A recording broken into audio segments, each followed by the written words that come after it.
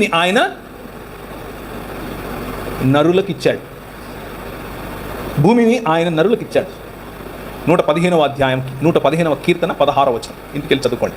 So ఇచ్చినటువంటి ఈ భూమిని, మంచిదని చెప్పినటువంటి ఈ భూమిని, నా నివాస స్థలము అని చెప్పినటువంటి ఈ భూమిని ఆయన క్రొత్తాకాశము క్రొత్త భూమిగా మరల్చటానికి, తన శరీరమందు మరణాన్ని చంపటానికి నిజమైన మానవుడిగా ప్రభువైన యేసుక్రీస్తు ఈ లోకానికి వెంచేశాడు.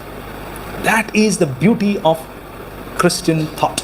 క్రైస్తవ జీవన విధానానికి ఉన్నటువంటి ప్రధానమైన లేదా అందమైన, మీ మరెక్కడా దొరకనటువంటి, కేవలము ఇక్కడే దొరికేటటువంటి 66 పుస్తకాలు ఉన్నటువంటి మీ బైబిల్ గ్రంథంలో మాత్రమే దొరికేటటువంటి థాట్ ఏమిటి అని అంటే, మనిషి మతాన్ని కడతాడు, దేవుడు మనిషిని కడతాడు.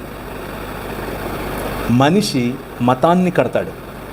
మతం నిన్ను చంపుతుంది, మతం నిన్ను విభజిస్తుంది. అది క్రైస్తవ మతమైనా సరే. మతం చిచ్చు పెడుతుంది, మతం జలసి ఇస్తుంది, మతం అవతలి వాడికంటే నిన్ను గొప్పగా నీకు పంపు కొడుతుంది. ఎందుకు అనంటే, తోటలో శోధకుడు ఉపయోగించే ప్రధానమైన వెపన్ మతం. కానీ దేవుడు మనిషిని చేస్తాడు. ఆయన నిర్మించినటువంటి ప్రధానమైన వ్యవస్థ ఏమిటి ఈ ప్రపంచంలో అనంటే, మనిషి. In the image of God, దేవుని యొక్క స్వరూపము, దేవుని యొక్క పోలికలో ఉన్నటువంటి మనిషి.